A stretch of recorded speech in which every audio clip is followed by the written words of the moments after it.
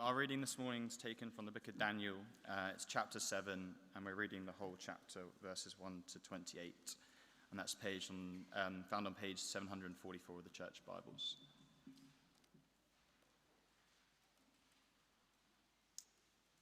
That's Daniel chapter 7, reading the whole chapter, verses 1 to 28, found on page 744 of the church Bibles. In the first year of Belshazzar, king of Babylon, Daniel saw a dream and visions of his head as he lay in his bed. Then he wrote down the dream and told the sum of the matter. Daniel declared, "I saw in my vision by night, and behold, the four winds of heaven were stirring up the great sea. And four great beasts came up out of the sea, different from one another. The first was like a lion and had eagle's wings. Then as I looked, the wings were plucked off, and it was lifted up from the ground and made to stand on 2 feet like a man, and the mind of a man was given to it. And behold, another beast, a second one, like a bear.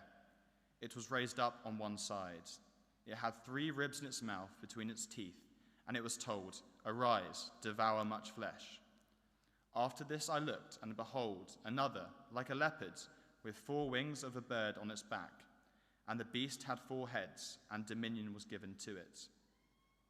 After this I saw in the night visions, and behold, a 4th beast, terrifying and dreadful and exceedingly strong. It had great iron teeth. It devoured and broke into pieces, and stamped what was left with its feet. It was different from all the beasts that were before it, and it had 10 horns. I considered the horns, and behold, there came up among them another horn, a little one, before which 3 of the first horns were plucked up by the roots. And behold, in this horn were eyes like the eyes of a man, and a mouth speaking great things. As I looked, thrones were placed, and the Ancient of Days took his seat. His clothing was white as snow, and the hair of his head like pure wool.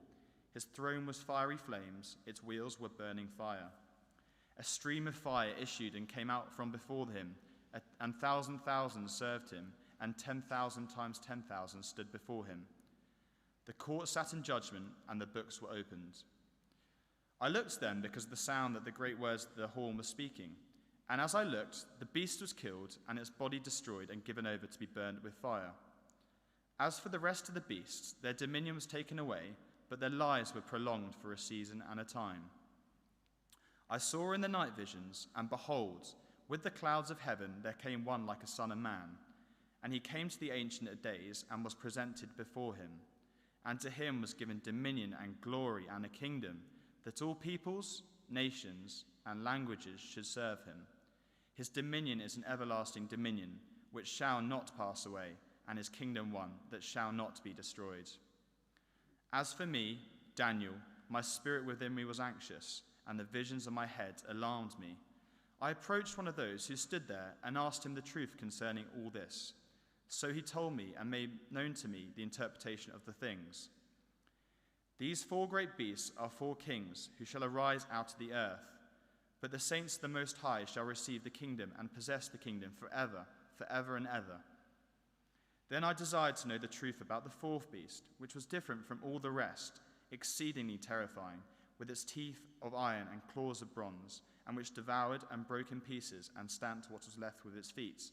And about the 10 horns that were on its head, and the other horn that came up, and before which 3 of them fell, the horn that had eyes and a mouth that spoke great things, and that seemed greater than all its companions. As I looked, this horn made war with the saints and prevailed over them, until the Ancient of Days came, and judgment was given for the saints of the Most High, and the time came when the saints possessed the kingdom. Thus he said, As for the 4th beast, there shall be a 4th kingdom on earth, which shall be different from all the kingdoms, and it shall devour the whole earth, and trample it down, and break it to pieces. As for the 10 horns, out of this kingdom 10 kings shall arise, and another shall arise after them. He shall be different from the former ones, and shall put down 3 kings.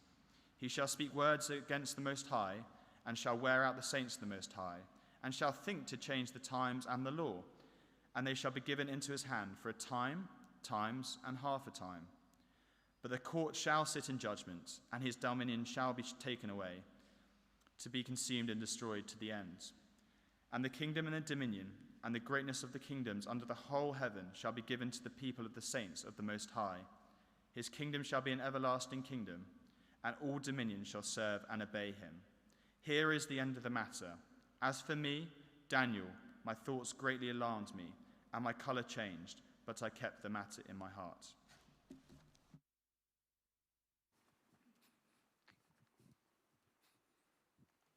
Gideon, thank you so much for reading so well for us. Please do keep Daniel chapter 7 in front of you.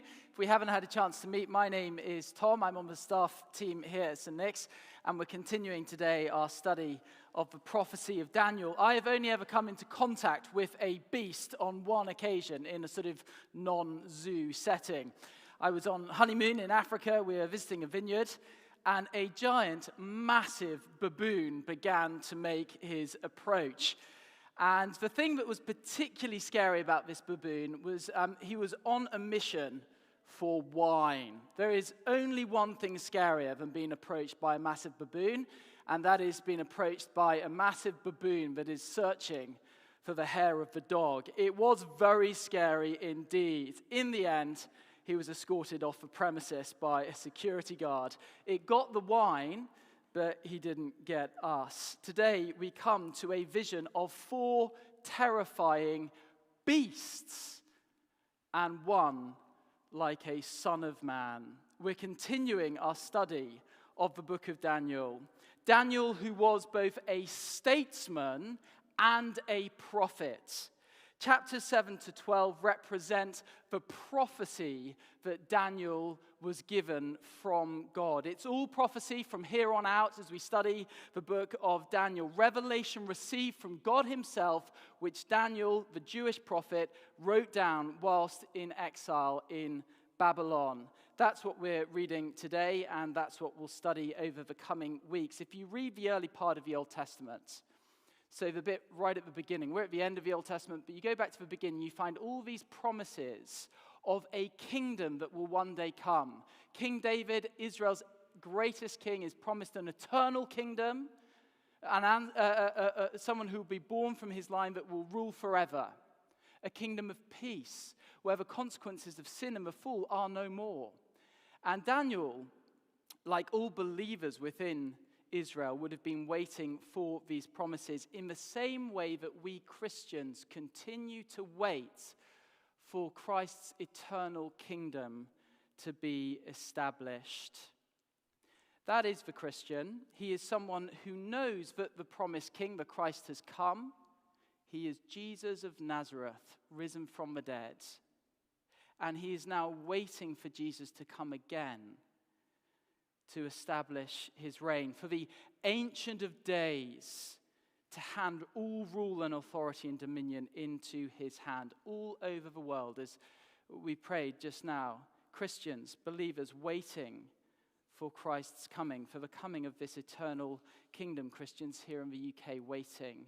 Christians in the Ukraine and Russia waiting. Christians in Jerusalem and Palestine waiting. All waiting for the coming kingdom. And as Daniel waited for the first appearing of Christ, we wait for his second appearing.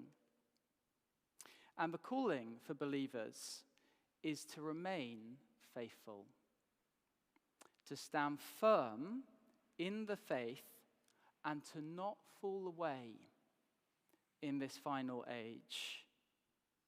And the book of Daniel, and especially this second half, the prophecy, the engine that drives all the application we've had in the history part of Daniel. The book is really a realistic survival manual for the saints. It's designed to help us to stand firm and persevere till the end. And what this prophecy does today and in the weeks to come, in part, is it takes all the hard stuff about life in this final age, and it kind of removes the element of surprise and shock from it, removes some of the sting by forewarning believers of what life will be like.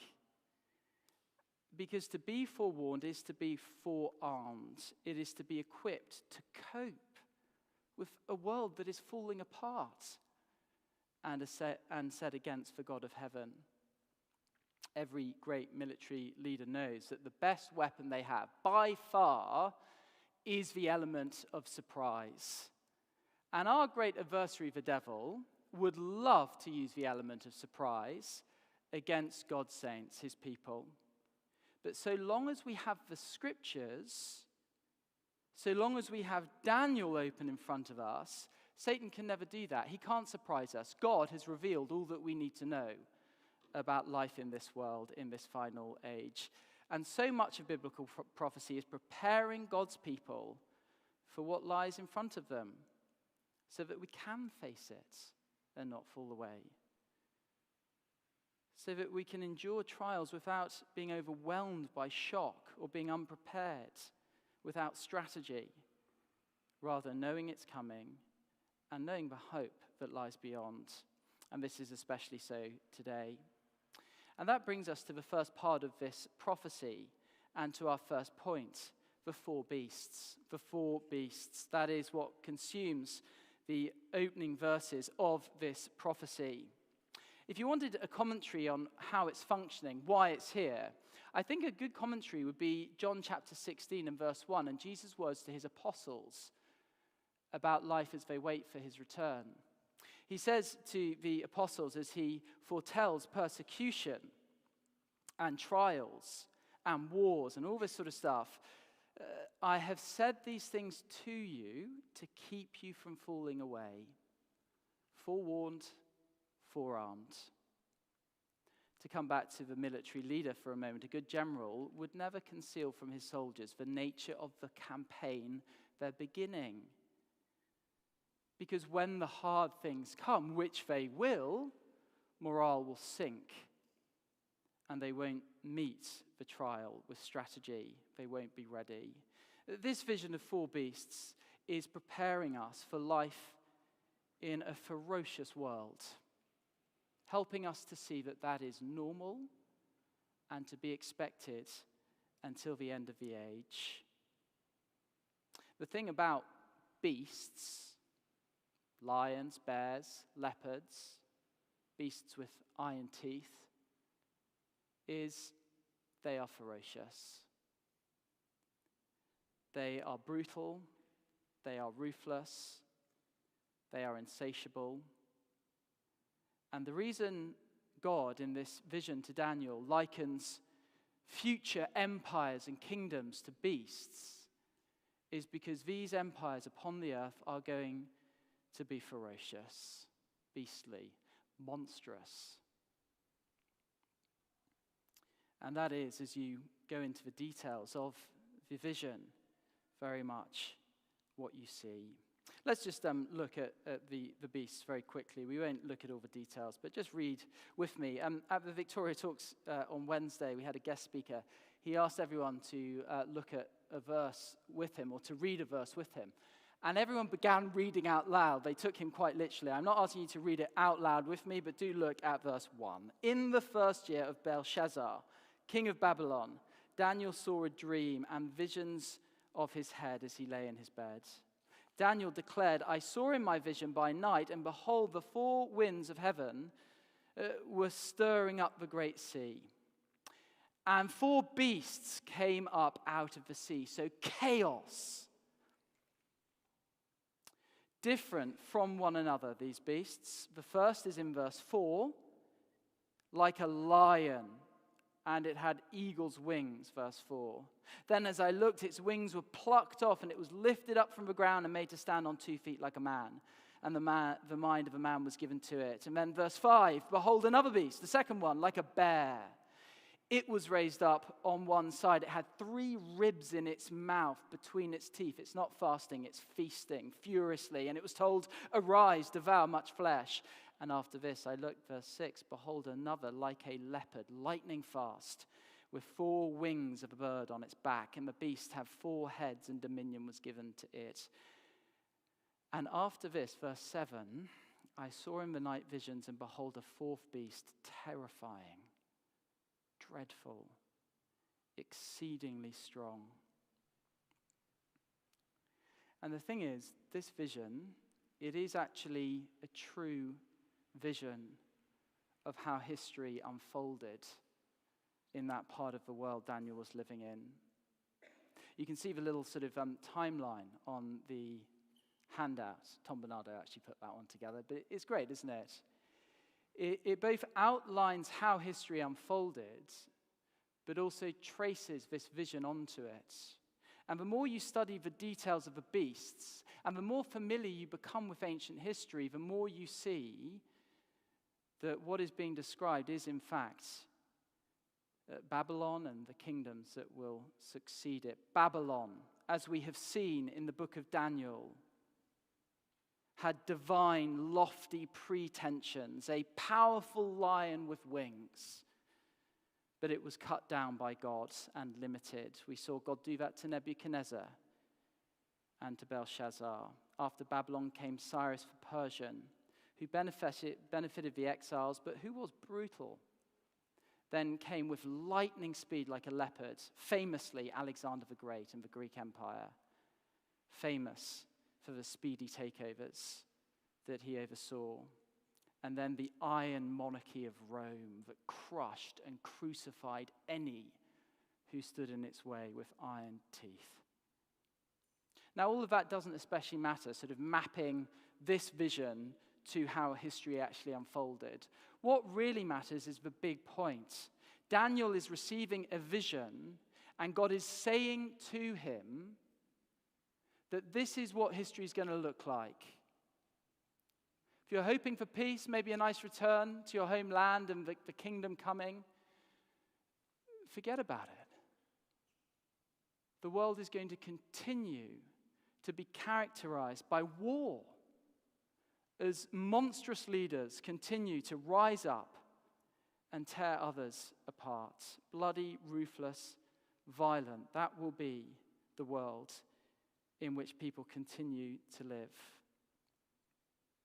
And Daniel surely would have concluded, as he thought about these 4 empires, as the angel explains later, that what is being described here is a long, long period of history. Because empires don't rise and fall in a day, do they? And so, for the foreseeable future, for centuries to come, certainly, Daniel is being told, war. Nations will continue in conflict, seeking conquest and control, and it will be brutal and ferocious. Now, the thing is, since the Roman Empire collapsed, this beastliness hasn't ceased, has it? That's why there's a bit of a question mark at Rome. It does seem to describe, the 4th beast seems to describe Rome, but it also, in a sense, describes what life will perpetually be like in the earth. We're told, if you look with me at verse 7, that this beast was different from all the beasts before it. Most commentators agree this different, unique beast is kind of emblematic of all human tyranny going forward. There will be perpetual monsters coming and going. Jesus taught his disciples that there will be, until he returns, wars and rumors of wars, nations out for conflict, conquest, control. And we're living through it, aren't we? We only need to look at the papers. They illustrate this reality every single day. It's not new. We look back at recent history. Bloody as our century is turning out to be, the last one was far, far bloodier. Beside the wars, just think of some of the leaders that rose up and so brutally killed innocents. Lenin's Russia, 30,000 people murdered. Stalin's Russia, 15 million. No time to tell of Hitler's deified state-sanctioned murders. Mao's China and Tibet, Pol Pot's killing fields, or what of our own supposedly Christian United Kingdom with its state-sanctioned termination of 8 million unborn human beings? Here is our world. Beastly. Brutal. And as Christians, like any human, surely, we weep for the loss of life, for pain and trauma. We lament injustice, and we despise evil acts of terror. And we fear, don't we? We look at the headlines and we do fear. But as Christians and believers who read prophecy and listen to the God who knows the end from the beginning, though we fear, we don't become frantic. And though we're pained, we don't panic, because God has spoken and told us to expect such things. This is a world ruled and influenced by human depravity. We don't therefore have naive hopes of human progress towards some great utopia. And we don't therefore invest all our hopes in a crumbling world controlled by sin. We're sober and stable. It is possible that this fourth beast is also kind of emblematic of what the New Testament calls the Antichrist, or the lawless man. The devil in the final throes of his defeat, doing his bidding through human kingdoms. I think that does explain the interpretation which is given to the vision of the fourth beast in verse 25. So if you look at verse 25, this fourth perpetual kingdom, this fourth beast, will take aim at God and his people. He shall speak words, verse 25, against the Most High. He shall wear out the saints of the Most High. If persecution gets worse, there's the immediate pain, yes. But what we should prepare ourselves for is being worn out, utterly exhausted by the ongoing, sometimes low-level nature of persecution. He shall think to change the times and the law, trample on God's word. And they, the saints, shall be given into his hand for a time, times, and half a time, persecution in this last age. It will be limited in time, but it will also be permitted. And we're in it. It ends at Judgment Day. And again, we only need to look at history to see how Satan has used monstrous empires to wage war, particularly on God's saints. You should read church history. It is largely a history of persecution. You should read what Soviet Russia did to Christians in the 20th century. It is monstrous. Over in the Sunday school, there's a map on the wall, countries that are facing persecution, where Christians are facing persecution. And every Sunday, the children have these prayer passports where they pray for Christians in those countries. And we should pray for Christians who are being persecuted. But it's good to pray because it also reminds us, it reminds them, that this is a normal part of the final age on earth. God has spoken and forewarned. Especially the next generation needs surely to be prepared for persecution. We have to be realistic and raise up a generation who can stand firm. It's no kindness, is it, to conceal the fact that before the Christian can wear the crown, we must carry the cross. And more than likely, the next generation will carry a heavier cross than we have. So that, I suppose, does begin to make the blood drain from our face, doesn't it, as it did for Daniel. But God didn't hold back the vision. And on that cheery note, we must just apply, therefore, this bitter pill, this hard aspect of the vision. Our eldest son, Harvey, his name means battle ready. We mainly named him after Harvey Specter and Suits, but we also like the fact that it means battle ready. And we want to be, and we want the next generation to be battle ready. And so, as Christians, what we can't do is just kind of avoid the bits of the Bible that feel like a bit of a buzzkill. that obviously describe reality and force us just to feel it a bit. We're supposed to absorb some of the sting and the shock now so that it doesn't overwhelm us when it gets worse. And if we don't, well, we avoid that to our own peril. And there's never a great time to let these things sink in. I was thinking of poor Daniel here. Daniel, we're told, is receiving this vision in the first year of the reign of Belshazzar. Okay, so Daniel was this great statesman. He basically ran the Babylonian Empire for a while.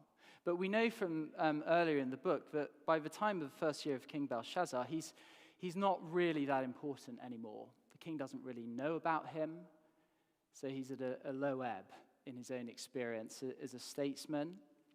We know that within just a few years, this almighty empire, Babylon, is going to crumble. And empires don't fall overnight. So certainly Daniel is observing in the world around him that things are beginning to crumble. The headlines are worrying him, no doubt. And he's still away from home and still longing for the promises. So it's not a particularly easy time for Daniel. But it's at this time that God gives him this vision. He doesn't hold back. He reveals reality for what it will be in the future. And the result is recorded for us in verse 15. Do just look at verse 15. Twice we're told how Daniel felt. And he didn't feel good. He didn't go away from church that Sunday feeling really chipper. No, verse 15, as for me, Daniel, my spirit within me was anxious, and the visions of my head alarmed me. What about a purpose statement? That is great sort of aim for a preacher, isn't it? To make you feel anxious and alarmed. And he says it again at the end of the passage. But if you notice in verse 16, he doesn't stop there. But instead, anxious as he is, he kind of leans into the vision. I approached one of those who stood there in the vision and asked him the truth concerning all this. He sought to understand it more deeply. And here surely is our model for us. We must do this. And we must do it so that we're forewarned, but also because the way prophecy often functions is this.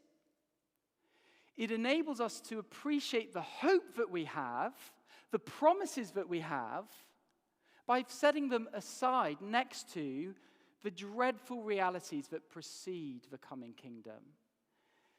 And the hope that is set out in our passage today is all the more glorious because we have felt the grim reality of life in a beastly world. Which brings us to our second and much briefer heading. In our closing minutes, we consider the one who is like a son of man.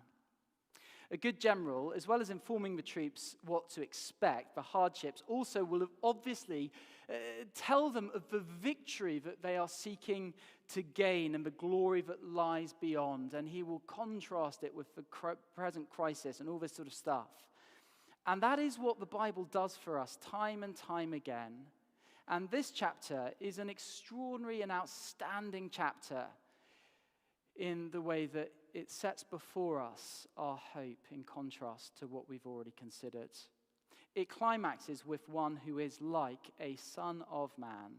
But we're not going to jump to him too quickly. Just start with me in verse 9. As I looked, thrones were placed, and the Ancient of Days took his seat. His clothing was white as snow. The hair of his head was pure wool, moral purity. And his throne was fiery flames. Its wheels were burning fire. Streams of fire issued and came from before him. Moral purity. And he's surrounded by 1,000,000 serving him. 10,000 times 10,000 stood before him. Imagine the million saints and angels all there in the courts of heaven. And it's this wonderful gear change, isn't it? We've just been witnessing the stormy realities of life in this world, and suddenly it's the calm after the storm. From chaos and fury to majesty. from barbarity to purity. And God is there in verse 9, and he's preparing to judge evil and human tyranny. And we just have the curtain pulled back for a moment, don't we, to look at it. We read of thrones in verse 13 being placed, and then the Ancient of Days, the eternal, only God, preparing to judge evil. And then he's not just preparing in verse 11, he is acting. We read in verse 11 that even as this great, final, arrogant fourth beast speaks against the living God, in that moment, he's cut down. And he's silenced forever. And he's done away with. And he's put into the fire. Verse 11, I looked then because of the sound of the great words that the horn was speaking, and as I looked, the beast was killed, and its body destroyed, and given over to be burned with fire. The kingship, the dominion are now freed in this vision from the bloody, greedy hands of godless tyranny. It's over. But the question is, to whom will it now be given? You know, the problem with human revolutions, as one empire passes on from the next, as one empire takes over from another, is that they never produce change. They produce other men, but not new men. And so we just have a cycle, don't we, as we've seen, of wickedness giving over to more wickedness and depravity. But finally, it is going to be different forever, as God hands the reins over to one like a son of man. He is a divine king, verse 13. Daniel sees him in his night visions coming with the clouds of heaven. That is an emblem of divinity. And he's promised an eternal kingdom which he's going to receive, verse 14. But I just want to close by observing how he is described, how he is likened. There came one like a son of man. What a precious description that is. God is quite clearly setting up a contrast. This divine monarch will be utterly unlike the beastly kings that have come before him. He will be a human. Quite literally, God become man. But he will be a man who is humane, not beastly, not a monster, not a tyrant, but the perfect person. You know, as we study Mark's Gospel this year, we're going to see Jesus time and again using this title, the Son of Man. And it's an extraordinary title because it is claiming divinity. We often come back to Daniel 7, where it's used, and we see Jesus clearly saying, I'm that guy, I'm divine. But I do just want us to see that here in Daniel 7, in the context of the vision, the significance of those words, one like a son of man, is surely also this, that he is unlike the beasts. He is a humane ruler who will have humanity and who will be so very good.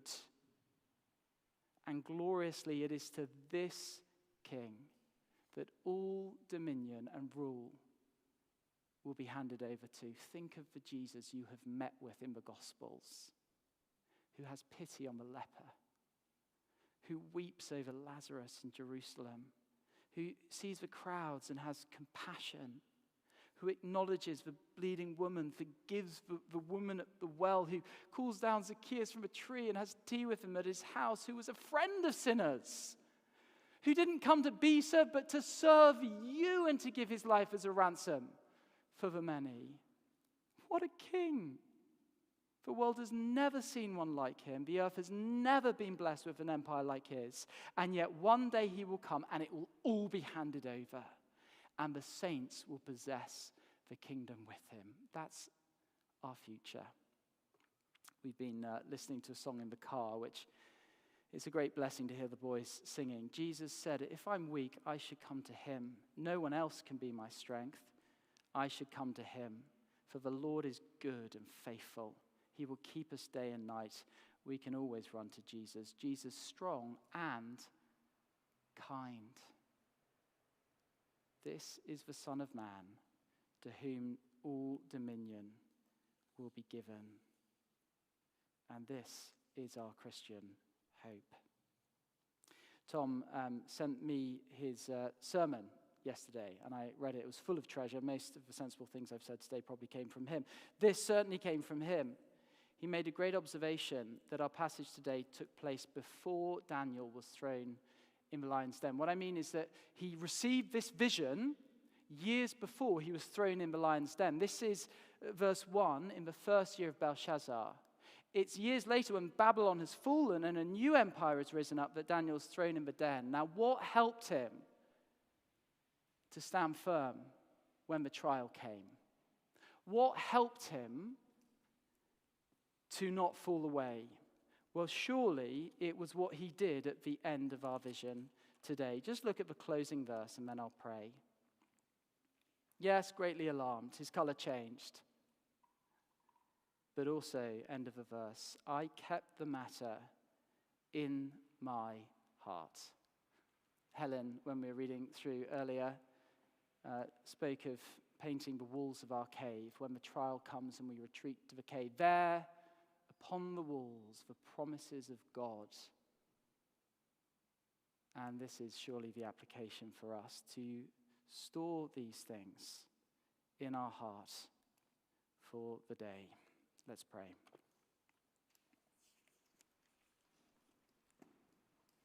Thank you, our gracious Father, for your promises. And thank you, our gracious Lord, that you have helped us to understand our world and to know what lies ahead. Please help us to store these things in our hearts, that we might be strengthened for life in this world. For we ask it in Jesus' name. Amen.